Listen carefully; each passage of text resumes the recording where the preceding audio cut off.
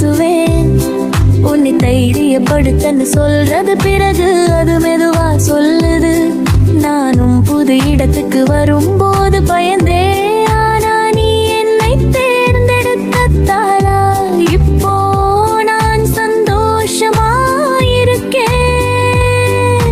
பள்ளியும் அப்படித்தான் உன்னை வரவேற்க காத்திருக்குது.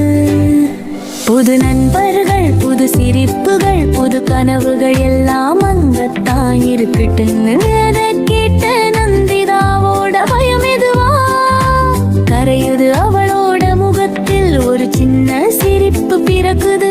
அவள் தைரியமா பையை தூக்கிட்டு பள்ளி வாசல் நோக்கி நடக்கிறாள்.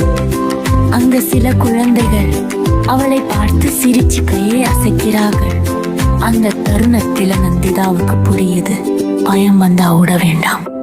ஒரு சின்ன படி முன்னே வைத்தாலே வாழ்க்கை அழகா மாறும் என்று.